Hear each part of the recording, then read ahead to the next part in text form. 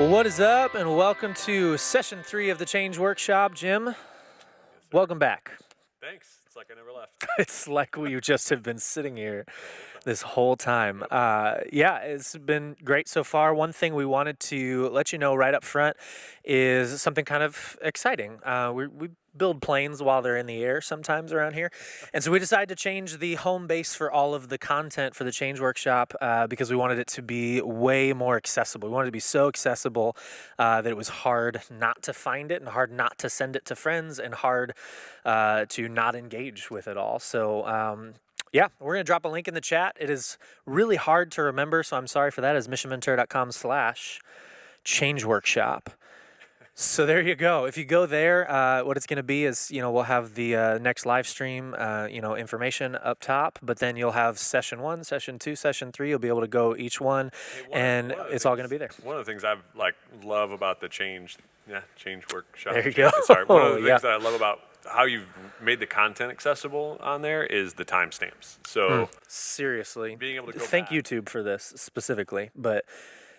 Hey, also, And just I real did quick, too, I had but- to check text messages. For those of you that don't know, I've for the last hour been trying to figure out. I met someone today that reminded me of a celebrity, and I This is what we're doing right now? yeah, and Okay. this is important. Like, Just wanted to make sure we were doing this for who it was, and I finally found a picture, and then you were no help. I showed a picture, and you're like, No, I was no help at don't all. know their name. That is not my So thing. my wife just texted me the name. This is like her superpower. You texted her like so- 4 minutes ago, though. Oh yeah, but now I can rest easy. I mean, fully engaged now. because Now we're I've ready, got- everybody. My wife texted me, and I have to ready. So, Thank anyway, you. sorry, This is why you come timestamps. live, because you Yes, get to see yeah, this, yeah. and I might cut it out The afterward. But timestamps are amazing. Make the content super easy to go back, and like there's that Yeah. part that I wanted to watch again. it literally, is right on there. So literally, you'll just go, and it'll say, 3:42, Michael talks about this, and you click on it, and it'll take you right to that spot in the So video. great. It's super helpful. I think it's really nice because you get to kind of review the parts. You don't have to just sit and watch the whole thing again. You're like, how did he say that? And what does what's a limbic system? And does it do that or that? You get to just go straight to the part. So it's all there. The coolest part, I think, one of the coolest parts, since you're here live right now, especially if you are, is you can follow along with the notes while it's happening, which I think is really cool. So depending on your device setup and how that all works, what all you're watching on, you can go to that, missionventura.com/change workshop, go to session 3. Obviously the replay is not up yet, but the notes are there. Some reflection questions are there. The conversation stuff is there. It's all there in advance, except for the replay. We'll add the replay by tomorrow. But yeah, that way you can follow along with the notes, so you're not scrambling to write down the exact wording anymore, which I think makes it a lot easier. I'm going to interject something just to see if they can hear me now. So apparently they muted me. They knew I was going to go off topic. Interesting. And just muted me in advance. So Yeah? No? I'm Just you? Just me. Yeah, Oh! I know. Yeah, don't get a big head. Yeah, don't get all puffed up. This is great. Anyway, this is a good day so far. So they'll keep in working on that case, You can keep running. Throw to the video already. we could just do this Oh gosh. See, here we go. over and over. One other thing is that we'll throw another thing in the chat. It is a link to submit questions for Michael. So obviously you can throw links in the chat while we're going tonight. We'll try and hit those as we debrief between video clips. But sometimes it's above our pay grade. Maybe most of the time it's above our pay grade. So we've been working on a way to get some question and answer sessions in with Michael. We're working on those over the next couple weeks. So the more questions, the better. We've gotten a couple really helpful ones so far. So Are those we're all the going ones to you throw submitted? a link in the chat. I submitted like 5. Because you said you've been using it as your own personal. note Usually section. I'm like, I should ask him that, and I just put it in that form because why not? But we'll throw a link in the chat. You can submit a question on there, and then also if you throw in your contact info, we'll reach out to you personally, and if you want to actually talk to somebody about something. But otherwise, submit those. Follow along with the notes, missionventura.com/change workshop, and hopefully you can't hear Jim because he usually doesn't say anything. I'm back now. Yep. Short Oh list. well, it was nice while it lasted. Here we go. We're jumping into the deep end as usual. Grab your notes, grab a pen and paper, grab your thinking cap. Tonight we're going to start off with loneliness, the limbic system, and true and false beliefs. So here we go.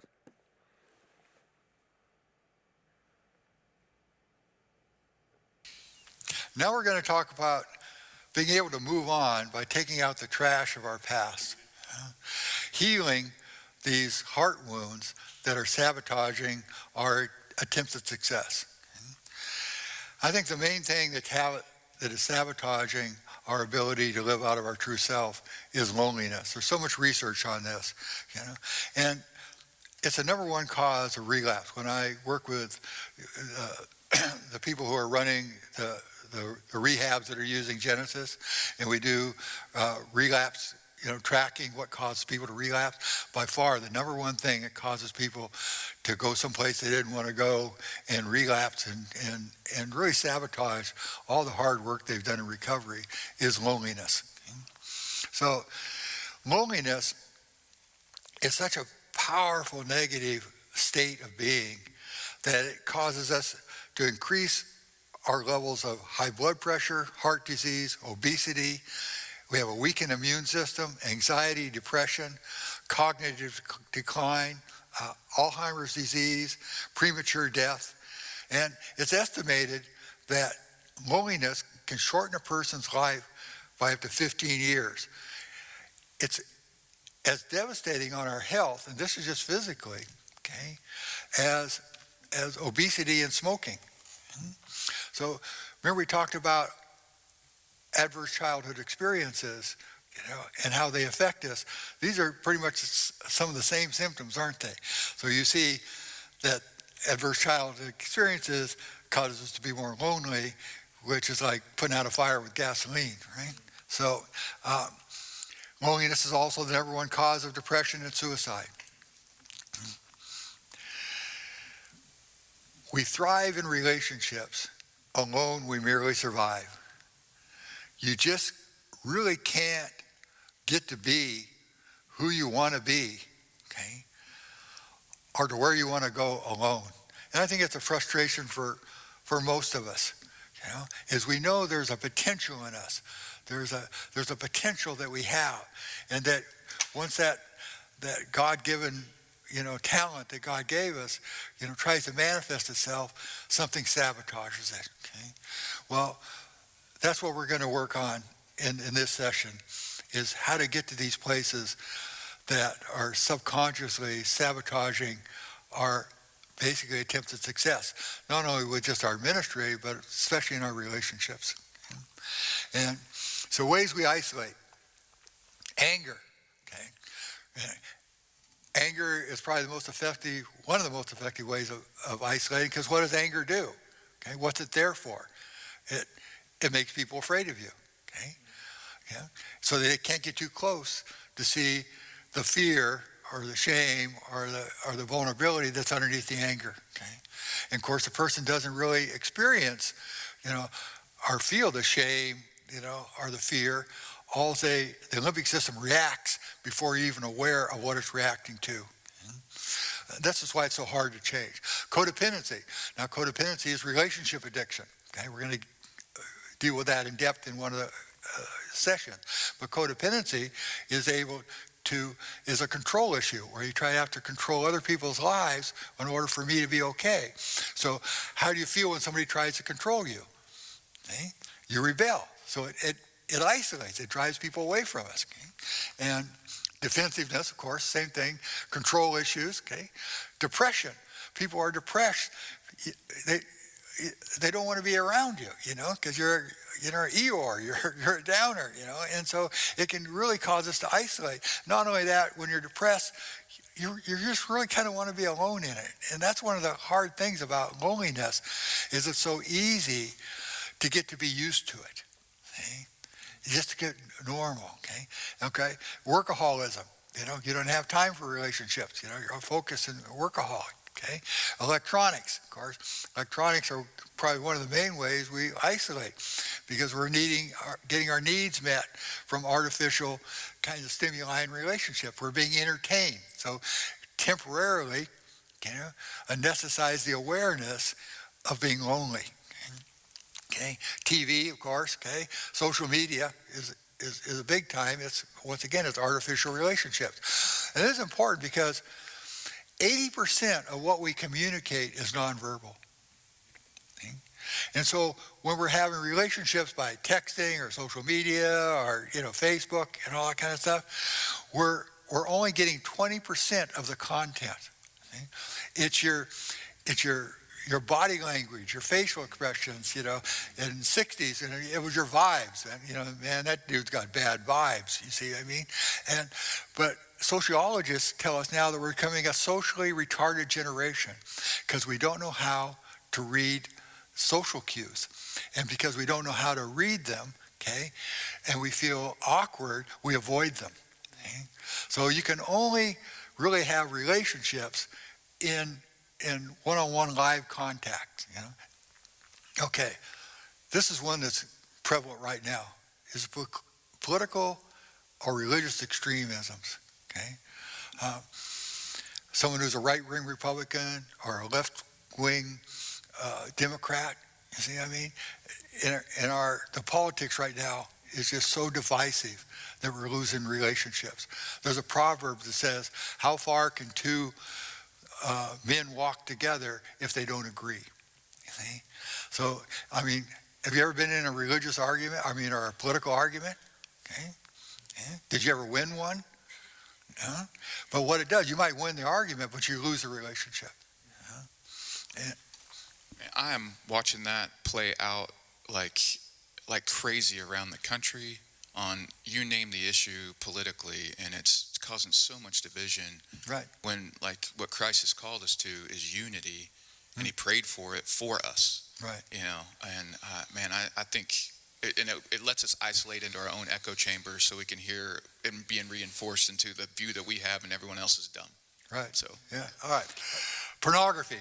Okay, we're going to get to that in a little while, but this is epidemic undercurrent that's destroying our society in so many ways. Okay, religious legalism, pharisaicism, okay, is the opposite of grace, and the next one goes with it, because the thing we fear the most is being judged.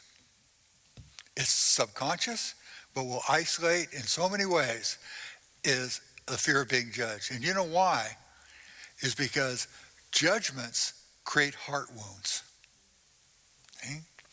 Because a judgment isn't what you did, it's the kind of person you were that did it. Okay? And of course, Jesus goes big time into this. One of the scarier scriptures in the Bible is that do not judge, beginning of Matthew 7, do not judge, because in the same way you judge, you will be judged. In the same measure that you measure others, it's going to be measured to you.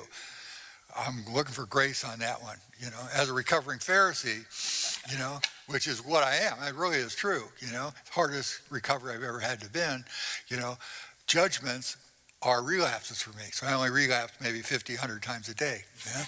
But it's being intentional, being safe. Let me finish the thought, okay? And then, what does Jesus say? He said, you hypocrites. Take the log out of your eye so you can clearly see the speck in somebody else's eye. And what this is, and I had an old teacher way back in the 60s, teach me this. He says, the goal of life is to remove your filters. We all see through a filter of our judgments and our self-righteous belief systems, really. Whether you're a right wing, like Republican or left wing, you see the world through that, see? So it keeps me from being able to see who you are. For example, a pastor. Maybe I have a lot of pastor wounds. You see what I mean? So I'm going to be guarded, and I'm going to see you not for who you are, but from the filter of being vulnerable from what pastors have done. So the goal, okay, is to do your best to try and remove the filters. So you can see life and people for what they really are, not through these judgments. Okay? And so judgments are probably the most powerful unconscious things that we avoid. And that's why we try not to be too vulnerable in certain areas, with what we're struggling with, because someone could come on and say, well, the reason you're that way is you just don't have enough faith, If you had more faith and you read your Bible a little bit, you wouldn't be so screwed up, Well, not only me, but everybody else in the group will never take that risk again. And that's one of the ways, that we do in the Genesis Change groups, is we make this safe environment, which is very interesting, because when the environment's safe, the limbic system the heart will begin to reveal its secrets. See? But when it's not safe, it's not that you can't, you don't want to reveal them, it just won't reveal them. And that's one of the things about the groups that's so important, because it's not safe to reveal your secrets, right? And the vulnerability of them alone. And limbic scripts won't let you. See? It won't make you, it won't let you make changes that involve risk, because it avoids risk, right? Fear and pain, unless you're supported and accountable. And that's why, these systems that we have work so much. Like Genesis, we don't have any marketing or anything. We're in 14 languages because we have something that actually works. Yeah, shocker, it works. So, I just want to go back to even just the humility for you to say a recovering Pharisee, and I have to keep fighting that on a daily basis, because I think sometimes we use recovery language and we think it's those people that have those issues versus me people that have these issues. Yeah. And I think it's really helpful to keep coming back to that we're all in working on like the patterns that we've built in and the recovering from that, back trying to get back to that whole human that loves God and loves people. Okay. Yeah. So you keep doing this. I have another speech on that. Is the relationship you want with somebody who is self-destructive, is, you don't want to condone or enable their behavior, okay? But when God does his work and the prodigal gets with a pig and wakes up, that you would be the person that they would think of to go for help. But if you've had judgments and unsafe and, whatever it is, then they won't come to you. So that's your goal, is to be such a safe person, that you don't condone what they're doing, but you love the person. That's what Jesus did. You see what I mean? He's our model. He never really dealt with the sin. He always dealt with the sinner. He never dealt with the effect. He always went after the cause, into the heart. Okay, so because he knew he was going another speech. He knew he was going to pay the price. So he's like, I know where I'm coming. I know I'm here because I'm going to pay the price for your rebellion. But I care about the person.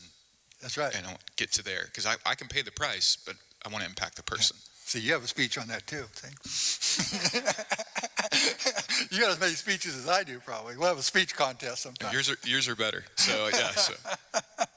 Okay. Addiction, of course, separates us because we have secrets and we don't want anybody to know. And of course, if you ever try to confront somebody that has an addiction, they'll make you sorry that you did it and you'll never want to do it again. See? And that's the limbic thing, see? Their reaction, okay? So secrets, of course, we're going to deal with that in one of the future sessions and how powerful they are, okay? Independence, inability to ask for help. I was raised by a German stepfather, and the highest value in life was to be independent. Be a man. You never cry. You never ask for help. You can take care of your own problems. You're 4 years old. Get it together. And so obsessions, sports, hobbies, gaming, gambling. It's another way that we kind of try to cover up the empty place. And none of those things are bad, but of course, when they're obsessions, okay? And that's, one of the things we learn, from Paul, who struggled, okay, right, thorn in the flesh and all that, is he says that all things are legal, but not all things are profitable. All things are legal, but I won't be conquered by any of them, So I was talking with Ruth about this at break, it says, there's good addictions, So all things are legal, but not all things are, we don't want to be conquered by one. So, the real goal of living is moderation. Because when we get out of moderation, then the limbic system begins to equate it with survival. It becomes a habit, and then, then we actually lose part of ourselves. Okay. Of course, online shopping, okay. A lot of people spend all day, doing that. Okay. By far, the number one thing that causes us to isolate is sabotaging belief systems about our ability to trust. So let's look at how that works. Okay. The limbic system avoids giving up survival, behavior, and emotions. Remember we talked about the limbic system, we're talking about the heart. Okay? So denial, I don't have a problem, but it's a limbic protection to not see the problem, because if I see the problem, I might have to deal with it. And the limbic system believes I need this problem in order to survive. So it does all sorts of very ingenious ways, to keep the problem, which it believes if I gave it up, I'd be vulnerable and would threaten my survival. Okay. The next one is procrastination. I can do it later, not today. Yeah, I'm going to quit smoking. So I feel all this anxiety about quitting smoking, right? But then I say, I can't quit smoking today. It's way too sunny. See? Or it's raining or whatever, you see? So immediately, limbically, I have a sense of peace now where I had anxiety. One of my sons said, was a terrible procrastinator. He said, yeah, but Dad, procrastination makes you feel so peaceful. That's where I got this from. See, and I couldn't figure that out, see? Because I was anxious about or avoiding doing something I didn't want to do. And now if I avoid it, now okay, see? I've got one of my friends that talks about a panic monster, like that I want to procrastinate, but then the panic monster helps me get stuff done because it increases my energy. Because I procrastinated, now I'm ready to do it because the panic monster's there. Don't take away the panic monster. That's how I'm productive. Yeah. And one of the keys about procrastination is procrastination almost always results in a crisis. And some people like that because they get high on crisis. It creates anxiety and adrenaline and everything, so they set themselves up for it. See? Yeah. It's like I know people who are always late. You guys know anybody that's always late? Right? They're always late. Okay. Well, what do they get from always being late? What's it feel like when you're late? Grief. Huh? Grief is what I get. Yeah. Guilty. No, but what's it feel like when you're late? Like I'm rushing. I owe. Yeah, you get a rush. You're stressed. Yeah, you're getting energy from it. So you set it up. You set yourself up to get that energy. Amazing, huh? How we're wired. These things. Okay, confusion. I had a client once who we have something in a session, and they give all clarity and get the thing. Next week they'll go, I don't know how that was, But confusion is a limbic response, because when you're confused, you don't have to act. See? I just don't understand. See? As long as I'm confused, if I'm not confused, then I have to actually do something. But this is unconscious limbic protections, okay? So defensiveness, of course, back off. It's if my wife wasn't such a nag, I wouldn't drink. So it's You better be careful. She's pretty tough. So. okay. So defensiveness, keeps people from confronting you about the problem that's affecting them. Okay. And of course, the other one is self-justification. This is probably the main one that you have to break through in the beginning of trying to help somebody, get free of a destructive behavior, because we're always justified. Like food addicts. Well, it's nobody's business, how much I eat or how much I drink, or I'm justified. My dad was a bad person, so it's okay for me to drink or do porn or whatever it is. So that's the first part, is breaking through the reasons in their mind that it's okay to do something that's so devastating, not only to them, to everybody around them. Pretty powerful, isn't it? See, this is really powerful, see? So, it takes an intentional kind of focused program to break through this stuff. It just doesn't happen, very often on its own, okay? So, Real quick here, I think it's important to note that with 80% of communication being nonverbal, we have to use emojis when we text.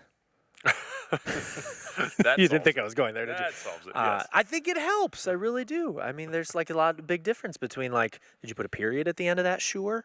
Or is there no period? Or is it like sure with like a raised hands? Yeah. Or like when I get a yep, I meant it's it's like, How that an dare you indifferent? yell at me like that? You know, it's just Yeah, something like that. for sure. Anyway, just a little free advice there.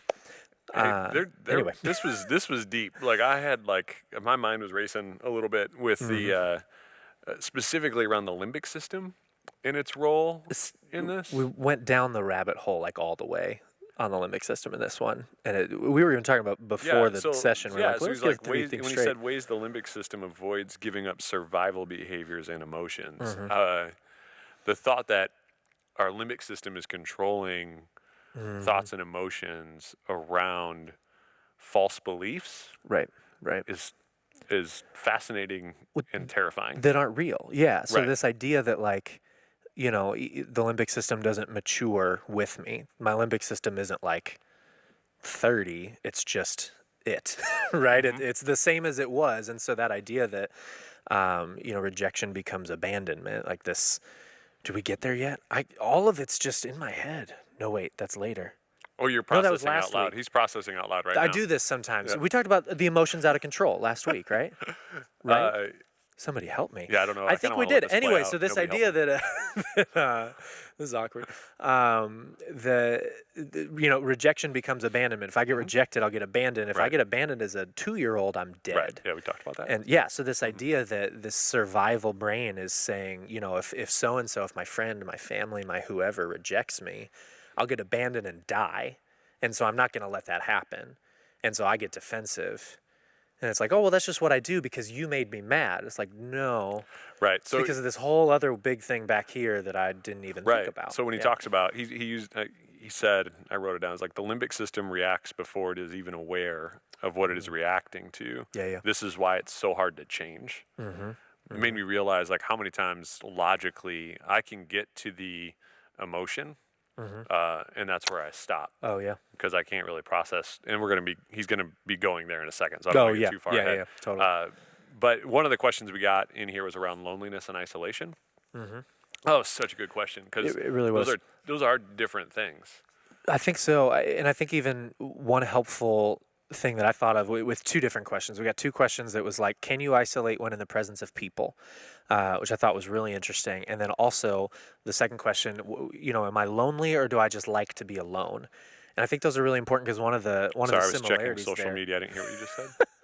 So I was isolating, One of the I was isolating myself when I was around That you. was- see the object Yeah. lesson. Yeah. That was good. It was nonverbal and everything. You could have used an emoji. I didn't even have my phone on. I was just So you're merely lying acting. now. I was merely Lying acting. is one of the things. But that idea that like it's not even about the presence of people or not. The question is, do I feel free to be my authentic self with a person? That's what the opposite of isolation is, right? It's authenticity. It's not the presence of people It's the necessarily. opposite of loneliness. The opposite of loneliness. Yeah. Thank you. That's actually, yeah, that's better. So authenticity is the opposite of, and vulnerability is the opposite of loneliness. And so if I have a bunch of people in my life, you know, I've always had a lot of friends in my life, but I've been very lonely at times. I think that's really important to remember. I've also had fewer friends, but real friends and better friends, and I feel fine. And Right. so it's not about the number of people. Isolation can be an objective, like removal or segregation of something, and loneliness would be is more of the subjective feeling Right. of disconnection. There's a book called Bowling Alone deep that I read level. back 20 Yeah. years ago, and Yeah, it yeah. talked about, I think, coined the term crowded loneliness. That you Yep. can be around a crowd and still be lonely. You're in no way isolated, Right. Because physically you're in the proximity of other people. Which is why our hyper-connected world is such a lie, too, because we have plenty of people all the time. And I have access to plenty of people, and I can even quote, vulnerable with everybody and share all of my things with the world, but I don't get that thing I need in return. Right. That thing of somebody actually seeing my authentic, vulnerable self and accepting me. Right. And that's Yeah. the real question. So you on the website missionventura.com/change workshop, you put the slides, and so the slides are going to be so helpful. I think even just as I was looking at like the ways we isolate, that's a laundry list of You things. know, when it starts off in that tiny font, you're like, oh, we there's got gonna a be lot of ways. Yeah, and it covers such a broad spectrum of things. And then the five kind of responses: the denial, procrastination, confusion, defensiveness. Like that's going to be some good introspective work this week to kind of go through those lists. So Yeah. that's going to be great. I think so. Yeah, keep rolling. I think so. So yeah, we've talked. Like we said, we went down the rabbit hole of sort of what's going on in the limbic system, what's going wrong, why it's happening, the unconscious part, but all in general. Now we're gonna start to lay the groundwork for how we start to apply this personally, and how we get to the actual thing at the actual center of me that needs actual healing. So here we go. So this is where we go, okay? So thoughts and beliefs, especially beliefs, create emotions, and they drive behavior, okay? So an example, let's do anxiety, because that's, an easy one, okay? So the emotion's anxiety, right? Well, in order to feel anxious, you have to believe something. In other words, you have to believe something bad's going to happen. I don't have enough time. I'm not going to do this. People aren't going to like me, or, I'm going to lose my job or money or whatever it is, you see. So I have to worry about things to create anxiety, okay? And so, that's one of the ways that we kind of almost cure anxiety is we ask a person when they're anxious or stressed, which are another words for fear, aren't they? See? We call it name the sucker, okay? What's it there for? So what do you believe that's causing you, that's creating the fear? You have to believe something in order to create the fear. Okay, let me finish, okay? And then, of course, the anxiety, okay, drives a behavior, like being controlling or eating too much food or drinking alcohol to try and, to alleviate the anxiety. You got a speech about that? No, I have. So, no speech. Where do you think most people or most programs or most people that are trying to change or have a desire to change, or they want to change, where do you think they focus on these three? Well, okay. This is why I train counselors. Not what we're walking through in a change group, but what do they default to try and change versus getting to the deeper thing? Well, most of the people they're only aware of the behavior, see, but this is when I train counselors. I say, whatever you come to me, I got you. So you come to me with a behavior. Well, I say, what's it coping with? What's the emotion? Anger, fear, depression, loneliness, okay? And then, so you come with emotions, and I say, what do you believe that's creating the emotion? Right. So what we try and do with Genesis, which hope maybe we'll do after one, we try to go right after the belief system. Because you change the belief system, and the whole thing, the whole cascade is destroyed. So that's the root. But we get we have pain points, and pain is a gift that helps us see the behavior. But it's usually around behavior and its impact, right. And then we only try to fix the behavior. Right. We don't ever get to the other part that actually is the change. Because once again, it's unconscious. It's the survival brain protecting, the whole root of this behavior, because it believes you need this to survive. Remember, we talked about that, is that addiction is not about getting high. It's about feeling normal. The limbic system associates a behavior or emotion or a drug or something with being able to cope and focus and be able to be normal.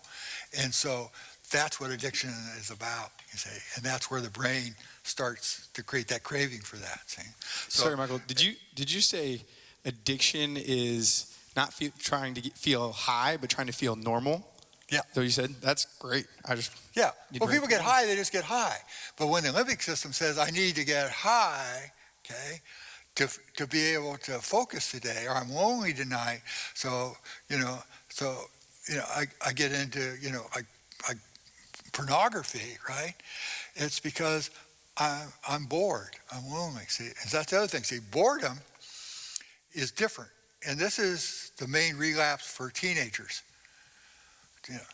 Teenagers cannot stand to be bored. They're being stimulated constantly, with music, their phones, social media, and all this kind of stuff. And you try to sit them down, and they start to have panic attacks. See? So loneliness, boredom is different than loneliness, because boredom is a need for intellectual stimulation. Okay. And boredom, loneliness is a need for relationships, and basically only one kind of relationship that heals loneliness, and that's intimacy. See? Real connected with somebody who knows my inner world, and I know their inner world, and we're supporting each other. Okay, so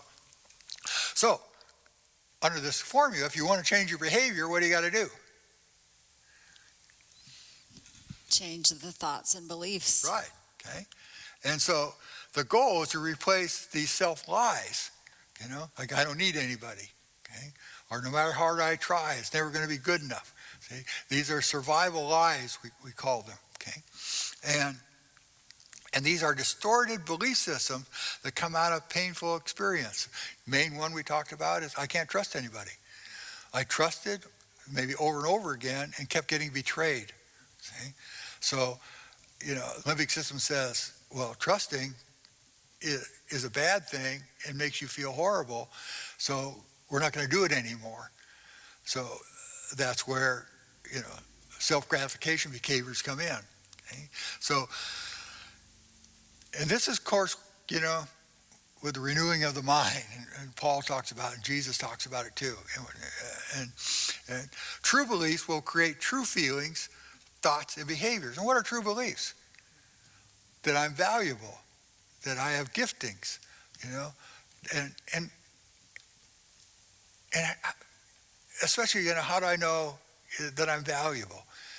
Of course, even though I was treated horribly as a child and treated like I have no value, but the bottom line is, which is a thought, but it has to go into our heart, that I'm so valuable that God died for me.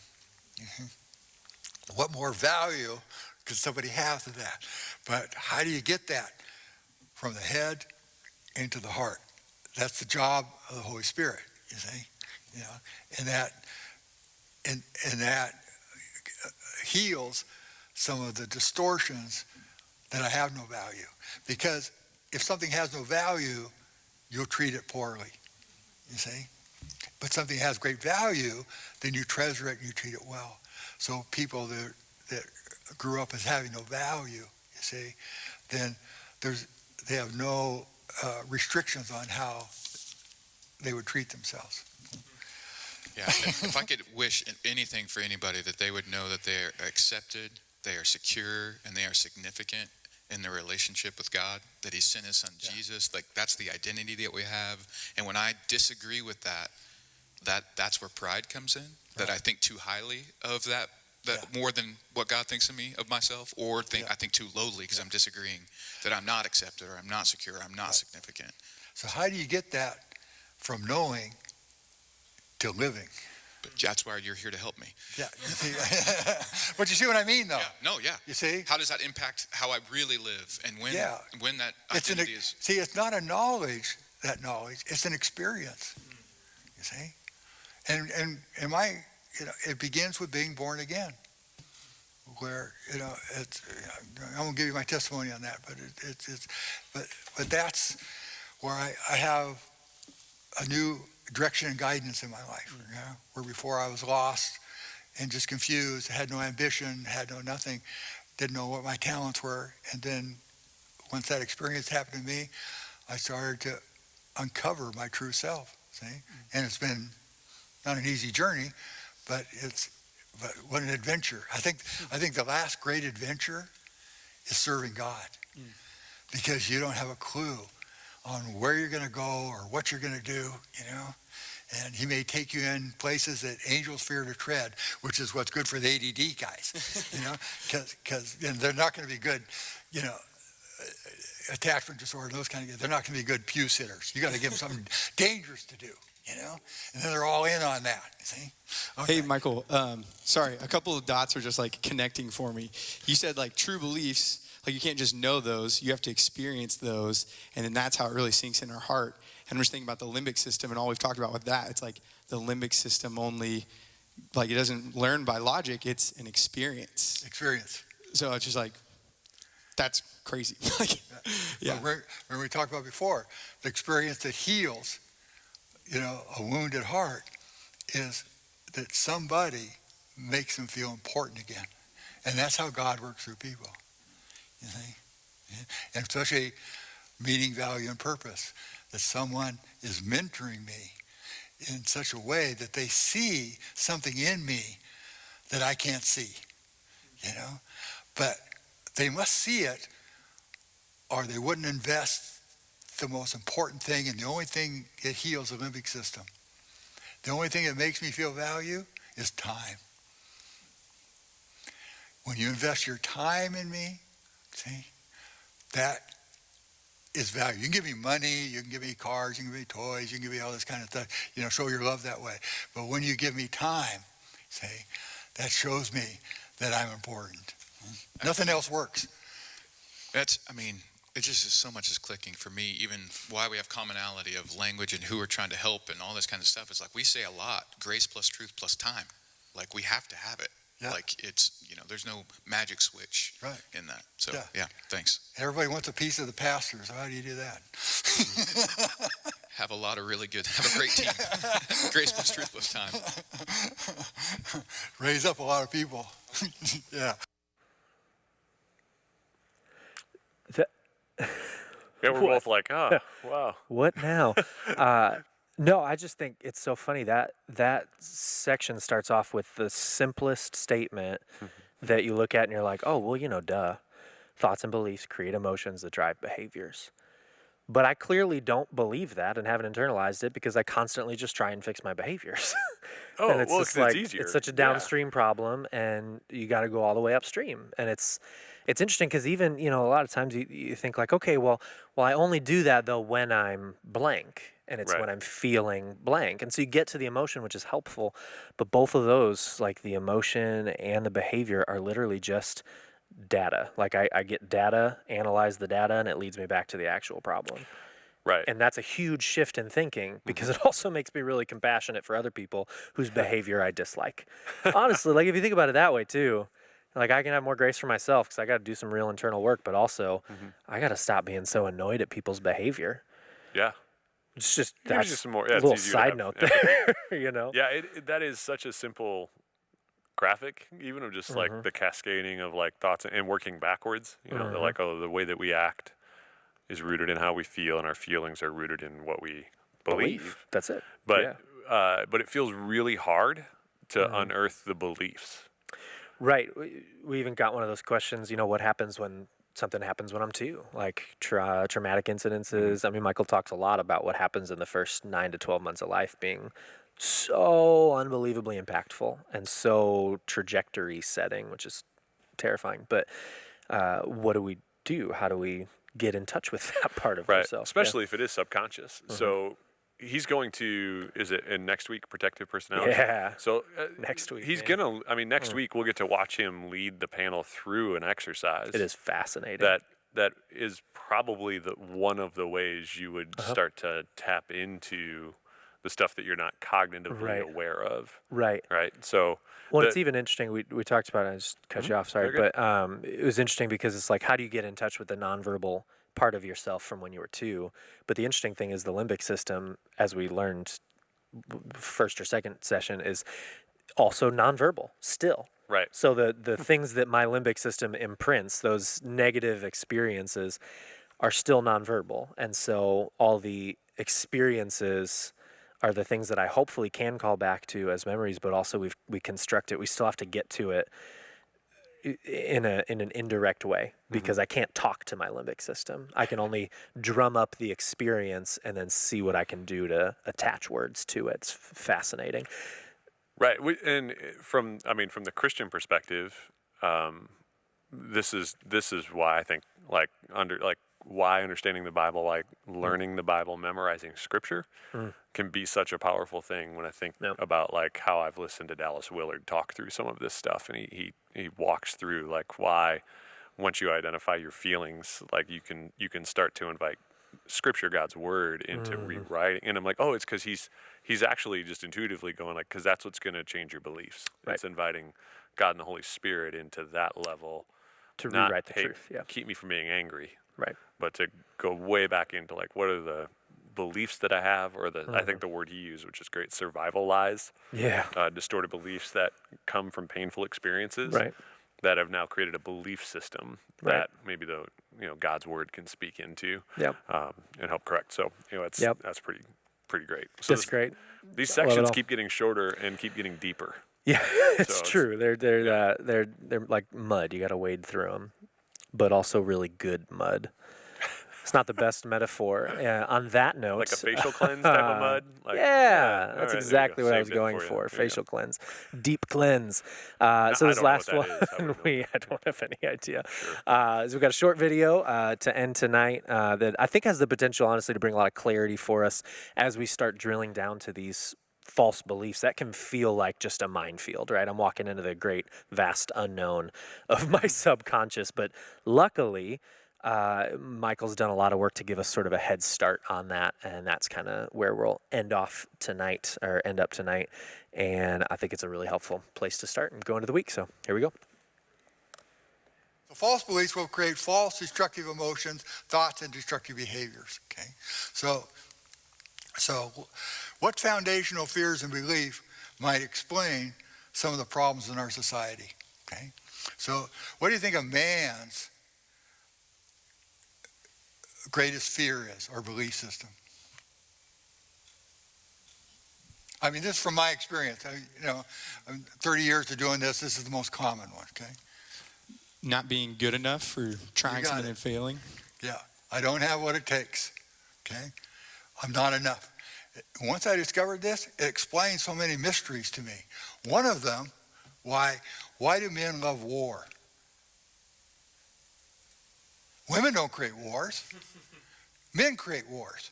And that war comes up and they volunteer and they have bands and movies and and they glorify war all the time, Why?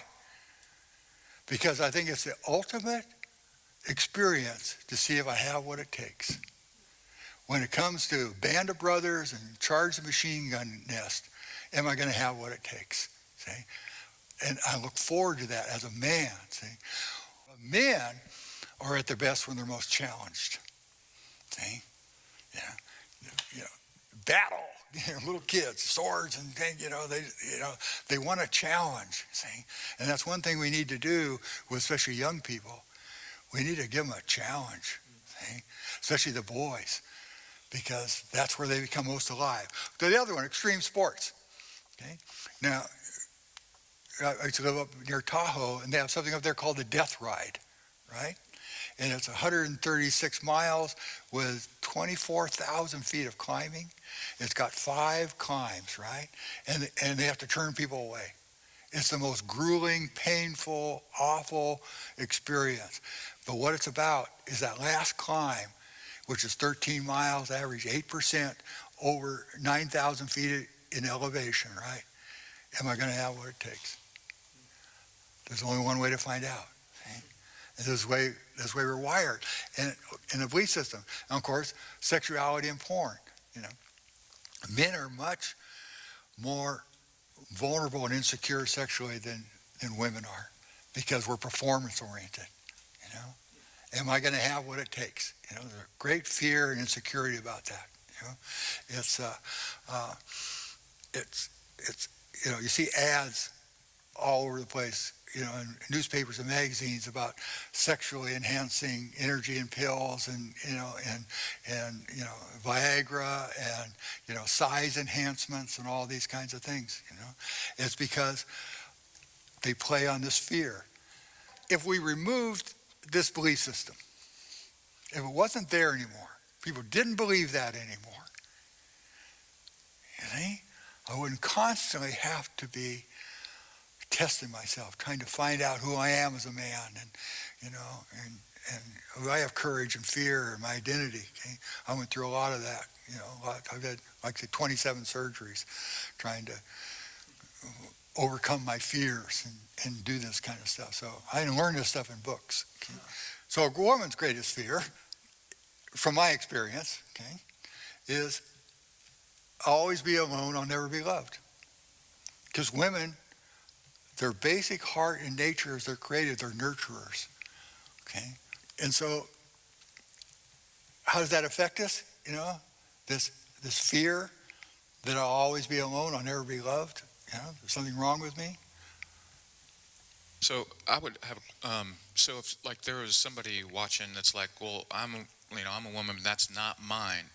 Are you saying in general, this is the underlying belief or fear for Yeah. most, but not all? Or is it when you dig down, have you found? From my experience down to the bottom, that women want to nurture. Yeah. Okay? And that's a God-given gift, you Yeah. see. Like, men want to conquer. Right. Women need to nurture. See? Yeah. And so anybody that may be a little defensive right now, like, well, that's not my biggest fear. Okay. You could say that there may be some covering of that was somehow a bad thing from your childhood Right. to be that. Yeah. Yeah. Or something like that. Well, I'm talking generalities Yeah, too. okay. From my experience. Great. Awesome. But one thing, this belief system explained a lot of things. Like, women need to be attractive, right? That's one of their biggest things they need to be, see? And so what does the word mean? To attract. See? And because what do we want to attract is attention. See? And a lot of that first attraction is sexuality. Wow, she's hot. That's the first impact. See? So women are going to incredible extremes. It also creates eating disorders. I've worked quite a bit with bulimia and anorexia. And usually the belief system behind it is if I gain weight, I'll never be loved. It's a huge limbic fear. It's such a limbic fear that some of them die from it. And I've had women, that were, 5'10", weighed 85 pounds, look in the mirror and say, I'm fat. That's the distortion this limbic thing can do, because of this fear, okay? So, of course, beauty products, the whole advertising thing. How many beauty products does a woman need? You know what I mean? Going to a shower, how many shampoos and conditioners could one head of hair possibly need, you see? But there's such a need to nurture and create a home and an environment and everything, and part of that is being attractive, you see? So the advertising world creates on these insecurities, about aging and all these kinds of things that, that sell a lot of products, okay? And of course, domestic violence. Women I've worked with who are in domestic or abusive environments, everyone say, well, why don't you leave, right? Well, in my experience, the fear of abandonment is greater than the fear of abuse. In the limbic system, the greater fear wins, I can't be alone. See? And once again, it works on this, I need to be needed. And these people that's broken in them that need to be needed, who's the most needy people? Is addicts and dysfunctional people. So they gravitate towards them. Those are good. Yeah. Yeah. Yeah, nailed it. I think, and he's saying, just for those of you that aren't resonating, like it is generalities. The concept is spot on. Totally. Yeah, Well, because I also yep. would rather not be alone and unloved. Right. So Yeah, it's true for all of us. for It's sure. interesting. Like Yep. it's what's at the core. And also I've even found it's a lot easier instead of when I do try and disagree with things up here, I'm like, no, don't think about if it's true or not. Just ask the question, like, how true is this for me? If it's 90% true, instead of arguing the 10%, I should probably deal with the 90. Right. There's a lot to deal with there. Right. So yeah, that's helpful for sure. It's so interesting too, even at the end there, and he passed by this, but he's like, the stronger fear wins. And so Right. that idea, kind of coming back to the double bind and speaking specifically about domestic violence and like, why would you do something that's bad for you? Well, it's all of us, but like, well, because I am not as afraid of this as I am of this. Just Right. It's just so interesting to think of it that way. It shows the severity of what we're dealing with. Right. Inside And of you us. can't necessarily reason that away. No, Right, yeah, it's you not- can't it's not a logic it. Well, logic because if we problem. could, if it was a knowledge It's a problem, we would all be fine. Right, We it's have a all bel- the knowledge in the world. It's yeah. a belief problem Yep. directly associated to experiences we've Right, had. right. So even through that lens, it's like, well, it's hard to argue that there's, irrational beliefs. It's like, no, it's Yeah. totally rational based on what you've experienced. That is very true.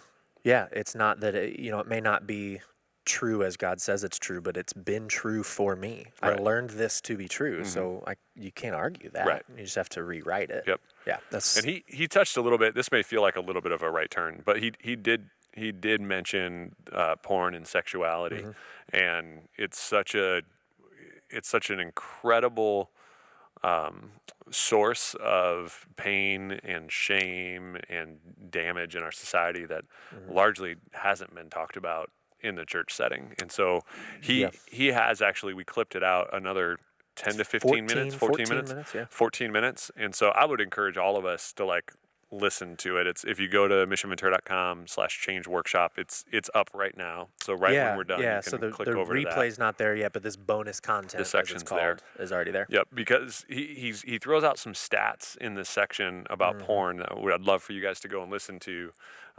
He talks about 40 million Americans are regular visitors. There's 42 million websites. The annual revenue is greater than the NFL, NBA, Major League Baseball combined. 40% of families in the U.S. report that porn's a problem in their home. It's got $12 billion in annual revenue, and then he goes into the effects of pornography, and it's really mind-blowing and staggering. And he said something in there that really stuck with me. He's like, our discomfort on this topic sends a message that it's not safe to talk about. Right. And right. You and I were even chatting about this today, and how true that is. Even at Mission, I would say we have a pretty strong recovery culture embedded into our DNA. So if you come from a recovery background and you attend Mission, I know a lot of my friends in recovery have caught the language. And they're like, oh, you've read the big book, or you know the steps. And we're like, yeah, we have. Like, a lot of our staff have read the big book. And so this feels like a safe place where if I'm an addict with substances, I can come and talk about my, I just relapsed and I got high on meth this weekend, or, I had 40 days sober and I went on a bender this weekend and I drank, and that feels safe. But when it comes to sexual addiction and pornography, it has way more shame attached to it, and we don't feel like we can talk about our sobriety when it comes to porn. Right. And not even porn, I would just say sexual addiction, because he talked about fantasy last week. Absolutely. Yeah. And the way that he framed that up, he even said, like, you can have the R-rated fantasy, which I'm like, oh, I know where he's going, because I had a group of guys that I was part of for a long time, and one of the guys in that group said something that stuck with me. He's like, oh, I don't have a porn problem. Like, I don't. He's like, porn's not a thing. Way too many consequences attached to it. And I've seen enough images to last me a lifetime. So I've got a full catalog in my head. So it's sexual fantasy is my problem. Like, he's like, I don't need to watch anything new. I've got all the images stored. So even all these stats don't address the sexual fantasy side of this thing, which I think would only broaden the scope of the problem. So absolutely. And I would even say the stats would indicate that there's a lot of us who are engaging in this that would go, yeah, me too. Like I need help in this area, to say me too, and we're not talking about it. We don't create the opportunity. Yep. So that's kind of what I wanted to create space for, is just to say, hey, look, we know this is an issue and a problem that the church needs to step into and speak up about. Yeah, like guys who, and now increasingly, as we find out when Michael talks about it, women as well. So people that this isn't a problem for, whether it's in their own life or their family's life or their significant other, that is the clear exception to the rule, not being a problem. And so it is a space we need to make more room for and be able to figure that out. And wanted to start by making sure this was in here. And it's available now. So just like imagine you've got 15 extra minutes after we're done, and just like go to the website, click on that bonus content, and then watch it. I think it's important. And I would say, like, this has been something I would say for 15 years I've been having conversations about and been in groups for and just kind of talking through. And I one of the things that's been super helpful for me is know what I'm fighting for.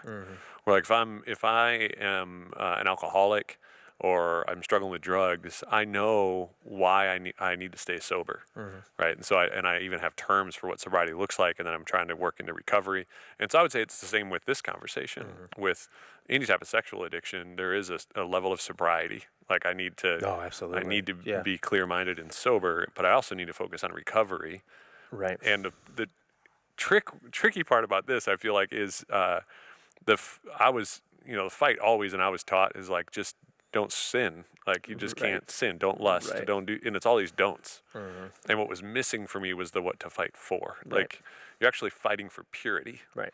And so one of the websites that you've linked on that page is Pure Desire. Yeah, we wanted to throw in some like 3 organizations that specifically helped with this area, and they're 3 incredible ones. Pure Desire has adopted like almost all, I think, of Genesis principles from Michael. Like Oh, he yeah. and Pure They're Desire partnered. people, Yeah. they're Yep. intensely partnered together, and they create groups. That's like their first thing is like get in a group either online or in person that is just dedicated to this.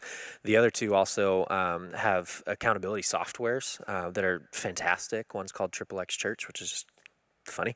And then another one called Covenant Eyes. They have some softwares that you install on any of your devices because there is a level of sobriety to this. And if you Right. think about it, one of the problems, which is why porn is such an early problem for so many of us, like it's kind of hard for an 8-year-old to get a hold of alcohol. At least Depends on the hopefully house. it is, Totally right? depends on the house. It totally depends on the house, but it doesn't wife would say really no. depend on the house. Good point.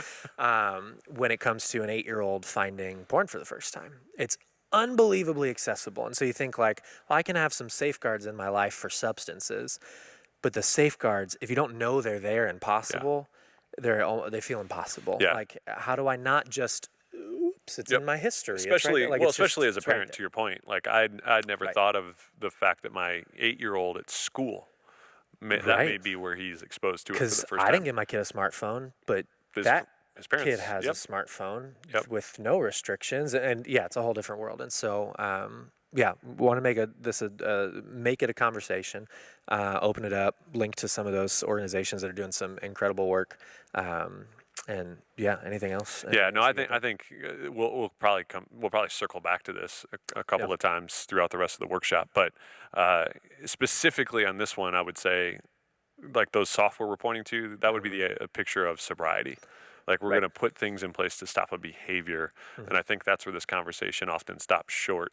Oh, totally. Is not embracing recovery as this idea of like, oh, there's something going on in my mind Right. that I still need to address, and what would it look Right. like to be healthy, return to a healthy human state before I was wounded by myself or Yep. others in this area Yep. as well. So Absolutely. yeah, make So sure you check that out. Keep fighting right for the now. full thing. Yeah. Last little bit, we got that bonus content plus everything else at missionventura.com/change workshop. And that's the easiest thing to share with anybody else too. We've had a lot of people ask like, how do I get my friends signed up or whatever it is. Now you can just literally send it all to them. If you send them right there, they've got session 1, 2, and 3, and then everything will just still be in that one place. Bookmark it, save it, great. send it around. As Michael said in the beginning, the best evangelism is a changed life. And I would broaden that out to changing. So you don't have to be all the way there. You just have to be on the journey headed toward freedom. And that is just wildly compelling to the people in your life. So if you're like, I'm headed that way, do you want to come with me? That's an incredible question to ask somebody. And Yep. I think a lot of people will say yes to that. So Yeah. there's that. So a couple of people asked about change groups. We're going to start gathering interest soon about change groups. We're going to be, after the change workshop is over, we're going to spend some time training facilitators. And also during the change workshop, we'll kind of gather interest for who would want to participate in a change group, and then also who might be interested in learning how to facilitate one. So more info on that coming in the next weeks, but that is a priority for us after this is over.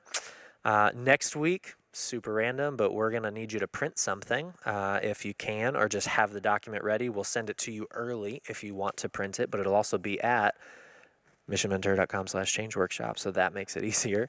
And Hey, next week's gonna be get exciting. excited for next week. That's gonna be. It is really good. It's where we start taking all this stuff, and you're going to get to watch Michael apply it to the panelists, and it is Someone cries. it's crazy. Someone cries. It's Probably. It's gonna get emotional. just- It's gonna get real. Make your guess. If you want to put in your bets, actually, feel free to put in your bets on who cries and who is a stone cold. Well, actually, none of them. Yeah. Anybody you talk to Yep. cries. So that's all we got for you. Hope you enjoyed. We'll see you in the chat for a few minutes. Otherwise, see you next time for session 4 of the Change Workshop.